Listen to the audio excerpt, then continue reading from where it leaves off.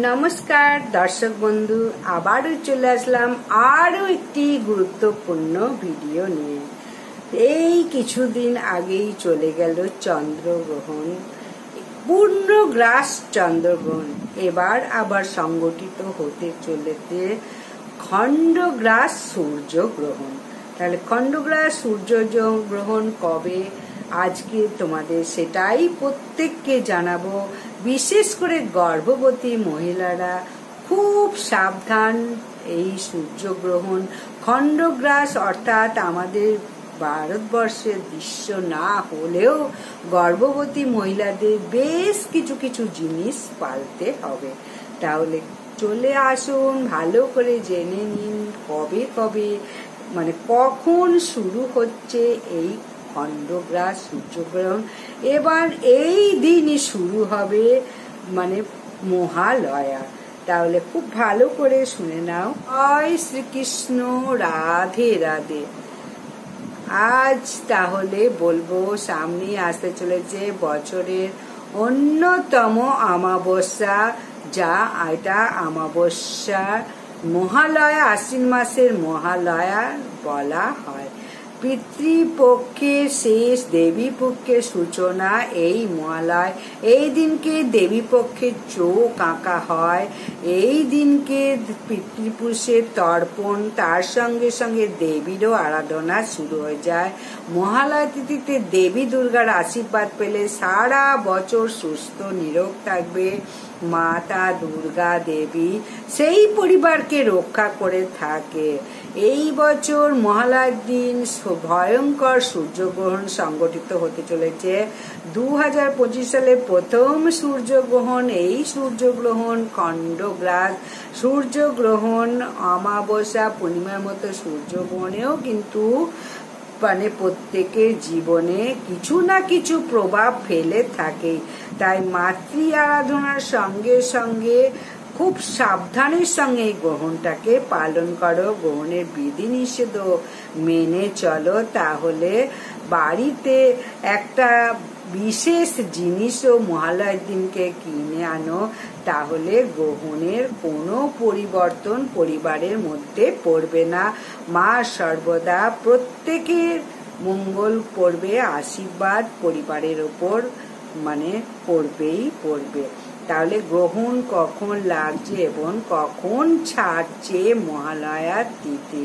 মহালয়া পড়েছে বাংলা 4ঠা আশ্বিন 1432, ইংরাজি 21শে সেপ্টেম্বর 2025 রবিবার। ওই দিনই পড়েছে এবছরের প্রথম সূর্যগ্রহণ। এটাকে খণ্ডগ্রাস সূর্যগ্রহণ বলা হচ্ছে। গ্রহণ স্পর্শ রাত্রির 11টায়, গ্রহণ মধ্যরাত্রির 1:12, আর গ্রহণ সমাপ্তি রাত্রি 3:24। গ্রহণ স্থিতি 4 ঘন্টা 24 মিনিট।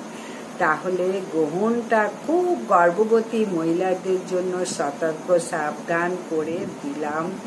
এই মহালয়াটা গভীর সংযোগ বহন করছে। কিছু কিছু রাশির জন্য সৌভাগ্য নিয়ে আসবে, আবার কিছু কিছু রাশির খারাপ সময় আসতে চলেছে।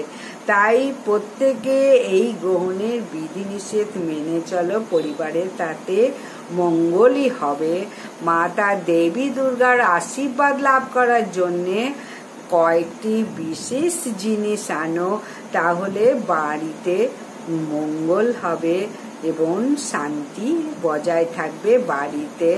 মহালয়ার দিন যদি জিনিসগুলো আনা সম্ভব না হয়, তাহলে দেবী পক্ষের মধ্যে মহালয়ার দিন থেকে শুরু হয়ে দেবী পক্ষর সময় থাকবে 8 দিন।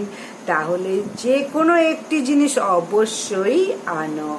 তাই প্রত্যেককে বলবো, যদি ভিডিওটা শ্রদ্ধা, ভক্তি, ভালোবাসা, নিষ্ঠার সঙ্গে দেখো এবং যদি ভালো লাগে লাইক কমেন্টস করো এবং সাবস্ক্রাইব করে সাথে থাকো, পাশে থাকো। মহালয়া কিন্তু আর কয়েকটা দিন বাকি আছে। তাহলে প্রত্যেকেই উপকৃত হবে।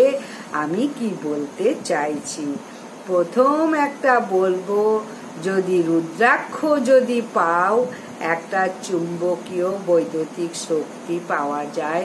তাই এটা অনেকেই জানে যে এইটা আনলে বাড়িতে অত্যন্ত শুভ। বৈজ্ঞানিকরাও সেই কথা বলছে। এই রুদ্রাক্ষ যদি ব্যবহার করো তাহলে অনেক রকম মঙ্গল হবে গৃহে। বাড়িতে মহালয়ের দিন রুদ্রাক্ষের একটা মালা বাড়িতে নিয়ে এসো।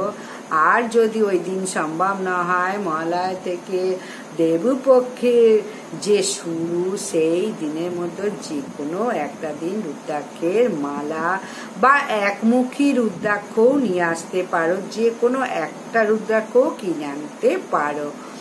যে কোনো দিন রুদ্রাক্ষ ধারণ করতে পারো। দ্বিমুখী রুদ্রাক্ষ আবার হর পার্বতী যুগপদ, এই দ্বিমুখী মানে রুদ্রাক্ষে থাকে। তাই নিয়ন্ত্রণ চন্দ্র আধ্যাত্মিক চিন্তার জন্য, ধন যশ জনপ্রিয়তা লাভের জন্য এই রুদ্রাক্ষ অত্যন্ত শুভ। এটা ধারণ করলে সমস্ত ইচ্ছা পূরণ হয়। আর এই সময় বাড়িতে আনতে পারো 9মুখী রুদ্রাক্ষ। এটা হচ্ছে কেতু ধারুকের শক্তি সঞ্চার হয়। যারা বারবার কর্মে বাঁধা হয়, সময়ের উপস্থিত বুদ্ধি আসে না, তখন 9, 18, 27 রুদ্রাক্ষ ব্যবহার করতে পারো। এটা দেবীর স্বরূপ বলে মনে করা হয়। সমাজে প্রতিষ্ঠাতা লাভের জন্য এই রুদ্রাক্ষ ব্যবহার করো। মহালয়ের দিন থেকে শুরু করে দেবী পক্ষের পর্যন্ত নবমুখী রুদ্রাক্ষ নিয়ে আসো। নবমুখী রুদ্রাক্ষ বাড়িতে নিয়ে আসা মানে দেবী মাতা পার্বতীকে বাড়িতে নিয়ে আসা। তাহলে বুঝতেই পারছো যে নবমুখী মানে রুদ্রাক্ষ কতটা গুরুত্বপূর্ণ। এরপর বলবো যে পদ্ম ফুল একটা অবশ্যই আনো। একটা, 3টে, 5টা যটাই পারো নিয়ে এসো। আর পদ্ম ফুল মানে যদি না আনতে পারো, পদ্মের বীজ অন্তত আনো। এক একটা পদ্ম ফুল এক একটা দেবীর পছন্দের, লাল, সাদা, নীল, অনেক রকমের পদ্ম হয়। প্রত্যেক দেবতাই এই পদ্ম ফুল পছন্দ হয়। তাহলে দ্বিতীয় হচ্ছে পদ্ম ফুল অবশ্যই এনে মাতা পার্বতীকে দাও। তাহলে মাতা পার্বতীর অবশ্যই আশীর্বাদ পাবে। মাতৃশক্তি যে কোনো দেবী মানে যদি বিগ্রহ থাকে, এই পদ্ম ফুলটা মহালয়ের দিনকে নিবেদন করো। তাহলে বললাম এই দিনকে পদ্ম ফুল বা পদ্ম বীজ অবশ্যই নিয়ে এসো। অত্যন্ত শুভ। মালাও আনতে পারো পদ্ম বীজের, বা পদ্ম বীজ এমনি গুনে গুনেও 5টা, 7টা, 9টা এরকম বীজ নিয়ে এসো। একটি পদ্ম ফুল হলেও নিয়ে আসতে হবে। দেবী দুর্গার চরণে নিবেদন করো। মাতৃপক্ষের দিনগুলোতে অত্যন্ত শুভ হবে গৃহে। এই টোটকাগুলো বললাম, এই টোটকাগুলো কিন্তু অবশ্যই মাথায় রাখো। এরপর বলবো মাতা পার্বতীর নামে গাছ নীল অপরাজিতা গাছ। বাস্তুশাস্ত্র, জ্যোতিষশাস্ত্র বলছে একটা পরিবারের জন্য অত্যন্ত শুভ এই অপরাজিতা গাছ। নেতিবাচক দূর করে সমস্ত ইতিবাচক বাড়িতে প্রবেশ করায়। যে বাড়িতে অপরাজিতা গাছ রয়েছে, মা দুর্গা স্বয়ং সেই পরিবারকে রক্ষা করে। সেই পরিবারে কোনো কালা জাদু, টোনা টোটকা কেউ করতে পারে না। এই গাছটি শুভ সময়ের ইঙ্গিত দেয় এবং অত্যন্ত প্রিয় রং হচ্ছে নীল, সাদা রঙও হয়। এই ফুল দিয়ে মাতৃশক্তিকে অবশ্যই পুজো দাও। এই মহালয়া দেখে দেবী পক্ষ দিনগুলোতে যে কাজটা করে, এই পুজো করে যে কাজে যাবে, সেটা অপরাজয় হবেই হবে, জয় হবেই হবে। আর নীলকণ্ঠ গাছ কোন দিকে বসাবে? বাড়ির উত্তর পূর্ব কোণে অবশ্যই গাছটা রাখো বা পোঁতো। টবে যদি বসাও অবশ্যই উত্তর পূর্ব দিকে রাখো। মহালয়ার দিন থেকে শুরু করে দেবীপক্ষে যে কোনো দিনে এই নীল রঙের অপরাজিতা ফুলের গাছ বাড়িতে বা ছাদেও রাখতে পারো, কিন্তু উত্তর পূর্ব কোণ হওয়া চাই। গাছ তো প্রত্যেকটাই ভালো, কিন্তু শুভ অশুভ দিক নির্ণয় করে। এরপর বলবো মহালয়ার দিন মানে নানান রকম শৃঙ্গার দেবী দুর্গাকে দেওয়া হয়। আলতা, সিঁদুর, শাঁখা, পলা, শাড়ি, তারপরে লোহা, এইসব অনেক কিছু 16 শৃঙ্গার দেবী দুর্গার জন্য আনা হয়। তাহলে এই 16 শৃঙ্গার দুর্গা পুজোর দিন মানে মহালয়ার দিন এনে দেবী দুর্গাকে অবশ্যই নিবেদন করো। বাড়িতে যে দেবীর মূর্তি আছে তাকেই অর্পণ করো। পুজো ঠাকুর ঘরে যদি কোনো জিনিস নেওয়ার থাকে, সে কোনো জিনিসও নিয়ে আসতে পারো মহালয়ের দিন।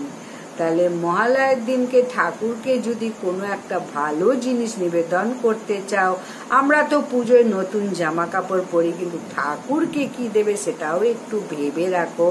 তাই মহালয়ার দিনকে আনো রূপোর কয়েন বা সোনার কোনো জিনিস বা ধাতব কোনো জিনিস অবশ্যই নিয়ে এসো মহালয়ার দিন। তাহলে অনেকগুলো জিনিস বললাম। আর কোন কোন জিনিস এই মহালয়ার দিন খাবে না? মহালয়ার দিন তর্পণ করো বা না করো, অবশ্যই নিরামিষ খাও, কিন্তু পিতৃপুরুষদের উদ্দেশ্যে অবশ্য জলদান করো, তা না হলে পিতৃদোষ লেগে যেতে পারে। এই সম্বন্ধেও আমি ভিডিও দিয়ে দিয়েছি।